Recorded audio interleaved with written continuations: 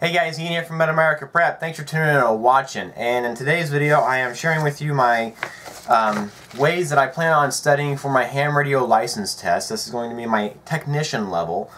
My last video, I shared that I wanted to grow my knowledge and my skills within communications, and ham radio is definitely one of those ways you want to do so. And I have my ARRL ham radio license manual here, and I really do enjoy the book.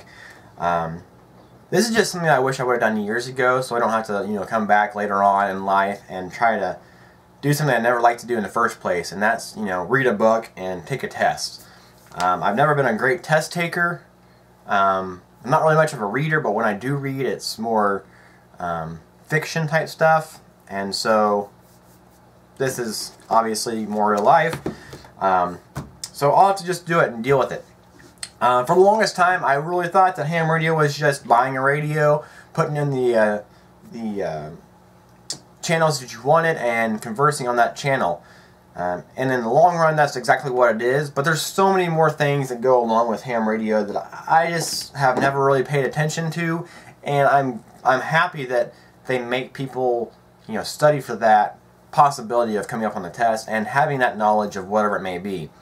Now, the official test to get your questions, I think it's for technician and general level, it's 35 questions, and the amateur extra is 50 questions. I'm not for sure. But anyways, I'm just going for my technician level right now. I'm not going to push for my other two anytime soon. Although my local club that I am going to be taking this test through does allow you to take all 3 tests in one day if you're intelligent enough to do so. It's $15 to the FCC, and the local club checks the test. If you pass, they send it on to the FCC, and then the FCC gives you your license and your call sign, unless you do a vanity call sign, and you go from there. But anyways, the ARRL has this book, and in this book there are 10 chapters, and then there's actually 11 chapters, but there's 10 chapters of reading, and then the 11th chapter is test questions, or possible test questions.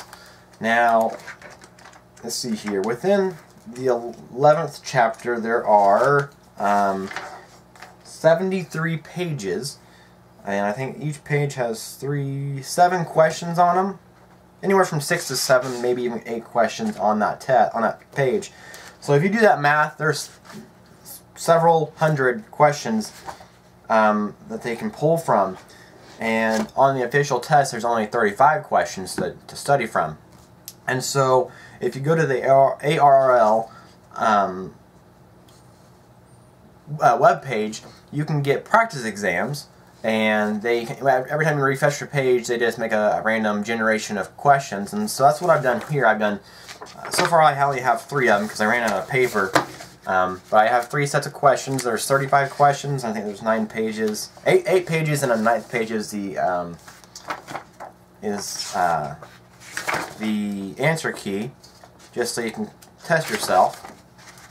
Okay, and now I do know that obviously if I do a test, everything that's on this practice test is not going to be within my knowledge already. I'm only doing about 1 chapter every couple of days, and then I'm taking a test. I'm not going to try to rush through this because my life is kind of hectic with work and everything, and so if I get time at work, I might sit down and do a little bit of reading and stuff, but I rarely have time, and my breaks really aren't time where I can sit down and have my brain kind of refresh out of my job and do a little bit of studying. So I really had to sit down at my desk where I currently am and really think about it. And so what I plan on doing is reading a chapter, finishing that chapter, and taking a test. Now, there's a great chance anything that I read on that chapter will not be in this practice exam, and that's just fine, because once I get to the question pool in the book through the 10 chapters, I should have already passed 10 or 15 of these tests, or taken 10 or 15 of the tests. And by the time I get to the end of the chapters, I should be passing these practice exams fairly easily. Now, I know some people don't even buy this book. They just go in there, cold turkey, and they pass the exam, which that's possible, but there's some things in there that I really don't understand. You know, I should have paid more attention back in high school in my physics class and stuff. Actually, I passed physics with a B, thanks to my wife. But there's a lot of other stuff, frequencies and